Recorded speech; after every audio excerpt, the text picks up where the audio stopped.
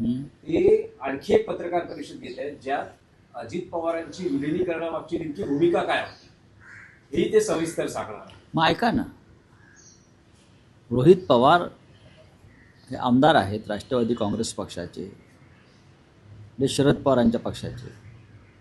रोहित पवार हे अजित पवारांचे पुतणे आहेत, पवार कुटुंबाचे घटक आहेत. त्याच्यामुळे विलिनीकरण, अजित पवारांचा अपघात ह्याविषयी त्यांच्या कुटुंबातल्या व्यक्तीनं बोलणं हे अधिक विश्वासार्ह असेल. म्हणून ते जे काय बोलतात ते तुम्ही ऐका, मी ऐकेन.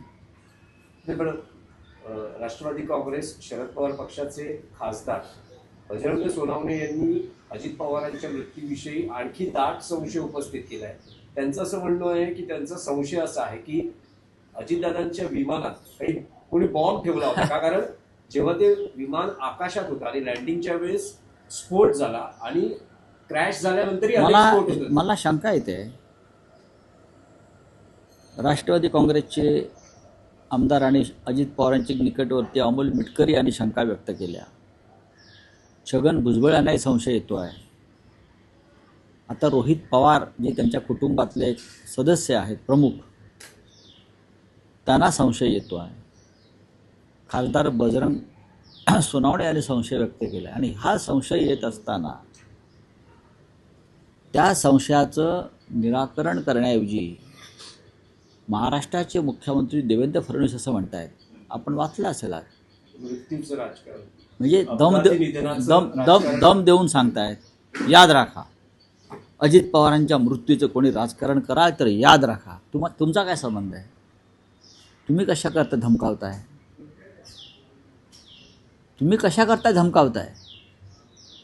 त्यांच्या कुटुंबाला, त्यांच्या मित्रपरिवाराला, त्यांच्या सहकाऱ्यांना त्यांच्या मनात काही शंका असतील तर मुख्यमंत्री फडणवीस आणि भारतीय जनता पक्षाच्या नेतृत्वाला वेदना व्हायचं कारण काय? महाराष्ट्राला वेदना झाले अजितदादाच्या जाण्यानं. लोक शोकमग्न आहेत आजही, लोकांना दुःख आहे, लोकांचा विश्वास बसत नाही असं काही घडू शकेल. आणि जेव्हा अशा प्रकारच्या घटना घडतात तेव्हा नक्कीच विविध कंगोरे त्यातून निर्माण होतात. पण राज्याचे मुख्यमंत्री वारंवार सांगतात, कोण राजकारण करत आहे? राजकारण कोण करत आहे आम्हाला सांगा. जर नरेंद्र मोदी देशाचे पंतप्रधान संसदेमध्ये बसतात, विरोधी पक्षाचे लोक आतमध्ये आंदोलन करतात, तेव्हा तुम्हाला त्यांच्या हत्येचा कट होता वगैरे हा संशय येतो, ते राजकारण नाही का? हां, तेव्हा तुमचे ओम बिर्ला आणि भाजपचे लोक काहीतरी अघटित घडण्याचा प्रयत्न करत शक्यता होती असा संशय व्यक्त करतात. जिवंत आहेत, प्रधानमंत्री व्यवस्थित आहेत, तरी तुम्हाला संशय येतो. मग एक माणूस आमचा महत्त्वाचा मृत्यू पावला अपघातामध्ये, त्याच्याविषयी जर कोणाला शंका आल्या तर तुम्ही अस्वस्थ का होताय? काय तुमचा काय त्यात हात आहे का सगळ्यांचा? हाच संशय आहे. हे जे रोहित पवार असतील, इतर काही असतील, त्यांच्या मनात शंका बहुधा यासाठी असतील की वारंवार म्हणतात ते राजकारण करू नका. जर नरेंद्र मोदींच्या संदर्भात राजकारण होत आहे काही नसताना की त्यांना मारण्याचा कट होता, काहीतरी वेगळं करण्याचा कट होता, हे चालतं का? आणि अजित पवारांसारखा माणसाचा अपघाती संशयास्पद मृत्यू झाला, त्याच्यावरती आम्ही बोलायचं नाही का मुस्कटदाबी आहे का? चला. काही वेळापूर्वीच रोहित पवार यांनी पत्रकारांशी संवाद साधताना एक महत्वाचं त्यांची इच्छा व्यक्त केली. ते म्हणाले की सुनेत्रा काकींमध्ये मला अजितदादा दिसतात, अजितदादांकडे उपमुख्यमंत्री पद होतं, सर्व खाती होती आणि राष्ट्रीय अध्यक्षपद, हे या सर्व गोष्टी ज्या आहेत त्या सुनेत्रा काकींना मिळाल्या पाहिजेत. सर्व खात्यांमध्ये अर्थ खातं अद्यापही मिळालेलं नाही. आता ह्याच्यावरती मी कसं काय मत व्यक्त करू? त्याच्यावरती देवेंद्र फडणवीस बोलतील, ह्याच्यावरती फडणवीसांना बोलण्याचा अधिकार आहे. आता रोहित पवार हे वेगळ्या पक्षाचे आमदार आहेत, स्वतंत्रपणे ते शरद पवार पक्षाचे आहेत. सुनेत्राताई पवार एका वेगळ्या गटाच्या नेत्या आहेत. तरीही कुटुंब म्हणून जर रोहित पवार ही भूमिका व्यक्त करत असतील तर ती त्यांची भूमिका आहे. त्याच्यावरती इतर कोणी पक्षाच्या नेत्यांना बोलू नये. नाही, राऊत साहेब, आता तुम्ही एक गंभीर संशय उपस्थित केला. जसं फडणवीस म्हणतात की अजित पवारांच्या मृत्यूवर कोणी राजकारण करू नये, हे सगळं थांबवावं. तुमचा हात आहे का, असा जो संशय तुम्ही उपस्थित केला आहे तुमचा म्हणजे फडणवीसचा म्हणत नाही मी. बीजेपीचा किंवा नाही कोणाचा? तुम्ही असं आहे की जेव्हा वारंवार अशा प्रकारची वक्तव्य येतात दुसऱ्या बाजूनं, तेव्हा समोरच्या व्यक्तींना संशय येतो की असं का वारंवार बोलताय, आमचा घरातला माणूस गेलाय आणि तुम्ही म्हणताय गप्पा बसा. म्हणून हा संशय उपस्थित होतो. पत्रकारांनी याचा शोध घ्यावा. तुम्ही शोधक पत्रकारिता जर केलीत, रोहित पवार काय सांगतायत याच्याकडे माझंही लक्ष आहे, कारण ते अधिक ऑथेंटिक असेल. आता बजरंग बाप्पा सोनावणे खासदार, छगनराव भुजबळ, अमोल मिटकरी हे विधान परिषद म्हणजे विधिमंडळाचे सदस्य आहे, ते जबाबदारीनंच बोलत असणार ना. आता आपल्याच आमदारांवरती फडणवीस डाफरतायत, गप्पा बसा सांगतायत, हे काही योग्य नाही असं माझं म्हणणं आहे. राऊत याच साहेब, गेल्या प्रकरणातल्या चौकशीमध्ये सीआयडी कडनं अजितदादांच्या खासगी व्यावसायिकांची चौकशी देखील झाली. आता चौकशीच्या संदर्भात जे काय चाललंय त्याच्यावरती मी नाही मत व्यक्त करणार. राऊत साहेब, गेल्या 2 ते 3 दिवसात बघतो आहे आपण, तुम्ही असं म्हणाल की हा पवार कुटुंबाच्या अंतर्गत विषय आहे, पण पवार कुटुंब हे राजकीय पार्श्वभूमी आणि इतक्या वर्षाचा प्रदीर्घ अनुभव राजकारणातला, समाजकारणातला असल्यानं आणि अलीकडच्या काळातलं राजकारण बघता 3 दिवसांपासून शरद पवार हे सुनेत्रा पवारांना भेटत आहेत.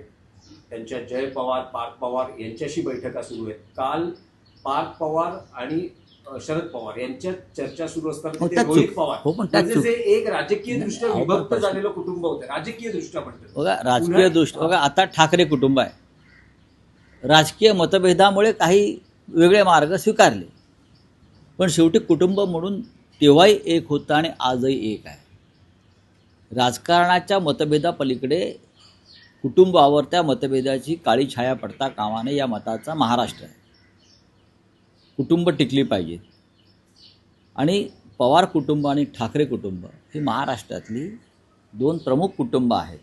ती फक्त राजकीय कुटुंब नाहीत. त्याने महाराष्ट्राला दिशा देण्याचं काम केलेलं आहे, महाराष्ट्राला मार्गदर्शन करण्याचं काम केलेलं आहे. सन्माननीय शरद पवार हे त्या कुटुंबातले अत्यंत ज्येष्ठ असे भीष्म पितामह ज्याला म्हणतात, असे ते पुरुष सिंह आहेत. आणि त्यांच्या कुटुंबातील एक महत्त्वाची व्यक्तीचं दुर्दैवी निधन झाल्यावर त्या कुटुंबाला आधार देणं हे पवारसाहेबांचं काम नाही का? ते आहे, ते त्यांचं कर्तव्य बजावत आहेत. तुम्ही त्यात राजकारण कशा करता पाहताय?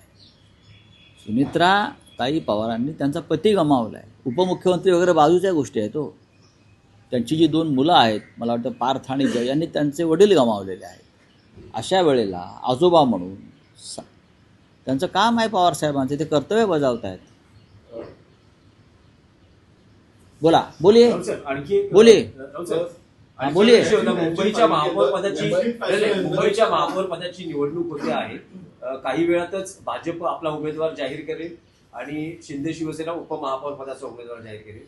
शिवसेना उद्धव बाळासाहेब ठाकरे पक्षात काही निर्णय झाला आहे का की ही निवडणूक लढवायची? निर्णय झाल्याबरोबर आम्ही तुम्हाला कळवू, आजच आणि आजच दुपारपर्यंत. नाही, सर, आज अजून एक गोष्ट दुपारच- अशी होते हा. की महापौर पदाची एकीकडे चर्चा होते, त्याच बाजूला स्वीकृत नगरसेवक हे तुमच्या वाटलं 3 येणार आहेत. ते ठीक आहे, लहान त्याची विषय. मागणी वगैरे बोलिये. मनसेची मागणी आहे. आप का बोले क्या है? दुनिया भर से एब्सेंट फाइल में दुनिया भर से इस्तीफा हो रहा है, तो लेकिन भारत में अभी तक इस्तीफा नहीं आया है.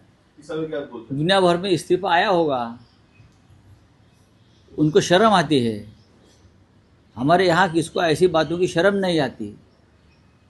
हाँ, संस्कार, संस्कृति, हिंदुत्व, ये बातें सिर्फ बोलने की है, लेकिन अगर किसी का नाम आया है किसी भी कारणों से, वो गंदे फाइल में, वो डर्टी फाइल में, वो जो कश्मीर फाइल वगैरह बनाते हैं ना फिल्म को, ये वो क्या केरल फाइल, कश्मीर फाइल, ये फाइल, वो फाइल, ये लोगों ने एफिस्टिन फाइल एक फिल्म बनानी चाहिए. फाइल है ना, तो सिर्फ कश्मीर फाइल है, और कौन सा फाइल आया था बीच में, केरल फाइल. तो मैं उनसे, जो प्रोड्यूसर थे उस फिल्म के, जिसने कश्मीर फाइल का धंधा किया और करोड़ों रुपए कमाए, उनसे मेरा आह्वान है कि आप एफिस्टिन फाइल पर फिल्म बनाइए, अगर फाइनेंस की ज़रूरत हो तो देश की जनता से हम फाइनेंस जमा करके आपको दे देंगे, लेकिन एफिशिएंट फाइल बनानी चाहिए, ज़रूर बनाइए।